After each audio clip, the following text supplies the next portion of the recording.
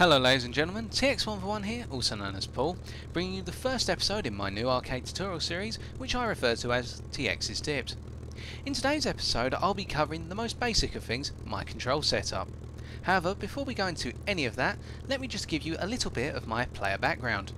I'm a highly conservative player. I play more like a realistic battles player, except in arcade mode. Or that's to quote some players who've commented on my work so far. Additionally, to give you my background in terms of my statistics, I've been playing for just over a year now, and in that time I have taken part in 5,664 flyouts and achieved 13,220 air target kills. Additionally, I've had 2,615 deaths.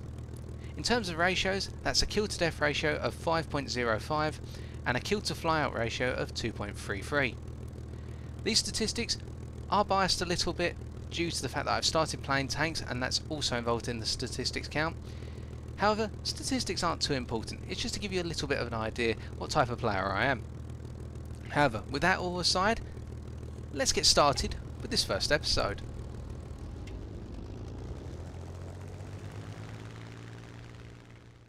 So, taking a look at my controls, we can see that I use the basic mouse aim setup, although I have calibrated in a few differences from the standard configuration.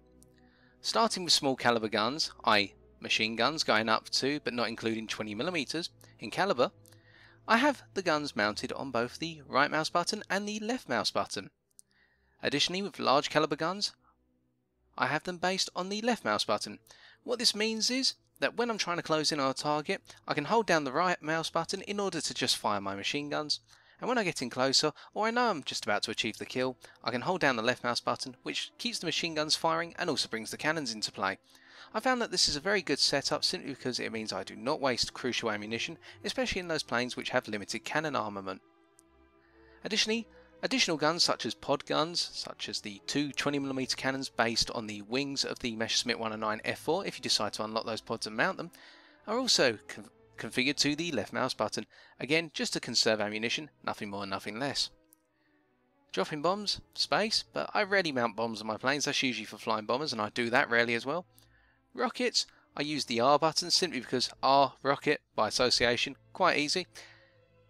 Shaga music, I do not have it configured and I doubt I ever will simply because I have no idea which planes can mount it, and well, perhaps I'll give it a go in the near future, but it's not important. Reload I have on Y, that was the original setup I believe, and I've always used that since day one. Landing gear on G, G by association to gear, again quite a simple fact. A lock target, i.e. locking onto a target so that the aiming reticule comes up, I use the middle mouse button. Now it's really at this point I should go into the mouse I'm using.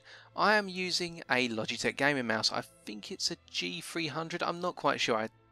I bought this mouse, I think just over 2 years ago, and it's a pretty standard mouse. I've got left mouse button, right mouse button, I've also got the central mouse wheel which I can press down on to act as a fourth mouse button, and additionally I've got two extra mouse buttons on the left hand side, which I'll go into in a minute as I have those bound to certain controls. Apart from that, this is not one of those over the top gaming mice which has say 12 buttons on it, it's just a standard 5 button mouse. Lock next target and previous target I do not have configured. My throttle axis is not on the mouse. It's actually based on control and shift, although I believe I also have it configured, although it doesn't say here, that I can make adjustments using the mouse wheel where necessary. Although you'll notice in most gameplays that I'm rather adamant in my use of throttle, and that all comes from the use of control and shift on the axis, with control being to decrease throttle and shift being to increase it, much like the standard QWERTY keyboard layout. I hold down the throttle for WEP, so that means I have to hold shift down if I want to continually use WEP rather than just have it going all the time. Boosters, I believe that's to do with jet aircraft. I have not gotten to that yet, so we're not going to go into that. And now here come the three main important axes. Firstly, the roll axis, rolling your plane left to right. If I want to roll my plane to the left, I roll it anti-clockwise, then I use the A key. Meanwhile, if I want to roll the plane clockwise, I use the D key, i.e. to the right. This is a standard first-person player shooter setup, i.e. moving left and right, and it's really just carried over from my days of playing Call of Duty. My pitch axis is inverted, And by pitch axis, we're talking about pulling up and pressing on the stick. To push forward on the stick, I press W, which I rarely do, and to pull up on the stick, which is the more common usage, I hold down the S key.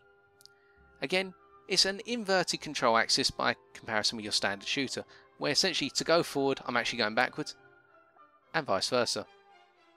My yaw axis, i.e. rudder control, Q's based for forcing the rudder to kick the plane round to the left, and E is used to kick the plane round to the right. A pretty standard setup, just based off of the first-person shooter layout again, where I used to use Q and E in Call of Duty World at War in order to lean. I do not have joystick assigned to the mouse aim mode. I have given it a go, it's quite interesting, but that's a story for another time. Additionally, my aim sensitivity is at 25% and my control sensitivity is at 25%. I have never adjusted these. These have been like this since day one. Mouse smoothing is off. Yes, the mouse wheel, to confirm, is on the throttle axis setting. However, I do not use this very often. I will only use it if I want to save fuel, and that's towards the end of a game, where I'll cut the engine back to 80% in order to maintain a slightly higher fuel count. I do not have the Y-axis inverted for gunners or aircraft. My gunner view sensitivity is at 50%, but this is a bit irrelevant. I have flaps based on the F key, i.e. the ability to switch between your standard raised and combat flaps, or in the case of, say, a Spitfire, your raised and landing flaps. This is all based on the F key. By association, F stands for flaps. Now, to go flaps down, flaps up, I know a number of you will just simply play by the way. You only switch between raised and your combat flap setting as you're flying around using the F key, and once you've deployed your landing gear to land, you'll bring out the landing gear and then press F to switch to landing gear. You'll notice a number of times I actually do use landing flaps mid-combat, and this is where my mouse comes in. These two buttons on the side of my mouse, one being above the other, I have my flaps down, if I want to deploy landing flaps mid-fight, or if I want to deploy my landing flaps before I've deployed my landing gear, I have this on mouse button 4, which is the side mouse button closest to me. And what I will do at the end of this video is probably put a picture up of the mouse to give you an idea. For flaps up, I have it on mouse button 5, which is essentially the side button furthest from me, because by association, if I want to put the flaps up, I'm going away somewhere. Crazy system, I know. However, this has worked quite well, especially seeing as I've surprised a few opponents by forcing them to overshoot me, because I can deploy my landing flaps in midair and not have to risk getting my landing gear shot off.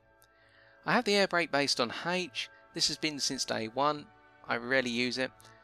Left brake and right brake for landing essentially are both based on the B key. Again, another standard setup, and also it's the most convenient way to brake, otherwise the plane would probably topple over or skid sideways.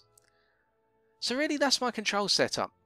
A number of variations on the standard setup which you get at the beginning of the game, however nothing that's too tricky by the looks of things. If I had to say what perhaps makes the control setup a little bit different from the standard one, firstly how I've attributed the guns, and secondly the fact that I do have the flaps on a separate key setting based on the mouse, which does make it a little bit easier to change between flap settings when I'm not trying to use F mid-combat. Other than that, there's nothing too different here. With the throttle axis on both control and shift and the mouse wheel, it means that I can go from full throttle to zero throttle very quickly, or if I just want to make fine adjustments, just as easy. With regards to instructor, now I should go into this as well. I have all of the instructor options switched off. The auto restriction when you're flying near the ground, I have it turned off because I want to be able to maneuver while I'm near the ground. The game at the moment seems to really force you to level out at low altitude, and sometimes this actually gets you killed, or I've found in the past. This is no complaint, by the way. I can understand why this is here. It's for newer players, of course, because getting used to a three-dimensional battlefield is quite a difficult one at first, as I found out.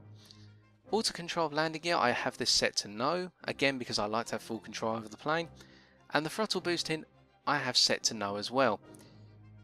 And I believe that also controls when you're about to stall, where the plane actually kicks into an overdrive with the WEP and levels out for you. I have this all switched off because I want to be able to perform things such as hammerheads and stall turns rather than have the game try and interrupt. Other than that, tank control I'm not going to go into because this is for the flight mode of arcade. View control. Now there are a couple of things I want to highlight here. I have my zoom camera on Z, Z by association zoom. Tracking enemy is on the Alt key. I do not track the enemy, I do that using a different key as I'll come on to in a second. I have U to track bombs and torpedoes, but that's pretty irrelevant. I toggle my view using V, again a bit irrelevant. And now we'll skip along a little bit, using third person view of course at all times. Mouse look activation, I use the C key for this. Now there's no association here, this was the standard key attributed at the start.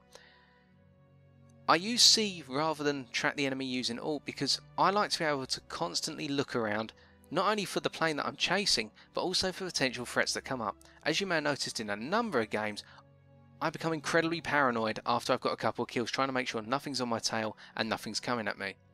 Again, that's the way I play. Is there anything else here? Well, I've got view axes disabled. Camera mouse look speed at 46%. I think that used to be on 50%. I don't know why that's been changed, if so. Perhaps I just did that by accident. Sensitivity and zoom 100%. Again, that's just a standard setting. I do not have head tracking. Head rotation with head tracking, I don't have this. Right, so that's all the view controls analysed. Anything miscellaneous? Well, we've got the hide HUD and Alt Z. That's irrelevant. Tactical map on M, M by association being map. Statistics on the tab key, this is just standard to any game such as a Call of Duty game, World of Tanks or War Thunder. Aerobatic smoke on L. The ability to leave the vehicle on J, I jump out the vehicle. Screenshot, well, standard keys. Now, I want to just go into one little thing. You may have picked up, I no longer have my chat up mid-game unless I type into the chat. Now, there's one reason for this. It's not that I don't want to talk to you all. It's because I've had a lot of abuse in the past from players who I've shot down, or just players who've noticed me and noticed my channel. I've had too much abuse and I don't need to take it. So as a result, if you want to send me a message, send it to me through the private channels. If it's full of abuse, I'll read it, but I won't flinch because I don't care. Alright? Anyway, negative point aside, radio messages for the team on T and messages for the squad on K. I rarely use these two options, although I do use the team messages every so often. And really they're just attributed to the standard key setups as per normal. Nothing special here. I've never used push to talk. And that's about it. Replay controls, well, they don't really come into play here. So, that's the control setup analysed. I hope it's worthwhile, and now let's show you some pictures of my mouse and indeed my keyboard. So starting with my mouse, you can see that I just use a standard Logitech PC gaming mouse, which includes 5 buttons. The right mouse button at the top of the screen, the middle mouse wheel with a button underneath it in the centre, and a left mouse button. Additionally, I have the 2 smaller buttons on the left hand side of the mouse, which we'll go into in the next picture. As you can see, they're just the standard setup, and when I was referring to the one furthest away from me, that would be the one on the left and the one closest to me on the right. Really, it's just a standard PC wired mouse, and the reason I use a wired mouse rather than a wireless is to prevent any latency issues. Okay, so now to move on to the keyboard. Right, it's a bit messy, the keyboard. It hasn't had a good clean in a little while, but as you can see, it's a standard Trust PC gaming keyboard. This keyboard I picked up for just over £10, and it was a worthwhile buy. I'm able to use 3 keys simultaneously, which is all that I ever need for War Thunder. Additionally, it's a very reliable keyboard, cleanly set out, and it's been very reliable. It hasn't let me down in the year and a half that I've had it, and I haven't had any up and coming issues with it. Again, as you can see, it's wired to prevent latency issues, and it's got that nice little handrail on the bottom just to rest the palm of my hand. Still, in addition to that, I should go into the price of the mouse I'm using. I believe the price of the mouse was about £35 to £40. Not too much of an investment in all honesty, and it's good for just standard office work as well as gaming. And that's my setup, ladies and gentlemen, for just £50 essentially, in terms of mouse and keyboard. And it's got me through all of this. I'd like to apologise if I've been a bit bad-tempered in this video. It's an absolutely boiling day here at the moment in the United Kingdom, and I hate it when it's hot. But anyway. So with that being said, that's it for today's episode. As always, ladies and gentlemen, please take into account the fact that what works for me may not work for you, and vice versa. This is simply to help you get an idea of how I play and how I've managed to achieve what I've achieved thus far. Still, If you've enjoyed the video and would like more, why not leave a like, comment or subscribe for future War Thunder videos on my channel. Until next time, ladies and gentlemen, take care and good luck in the skies.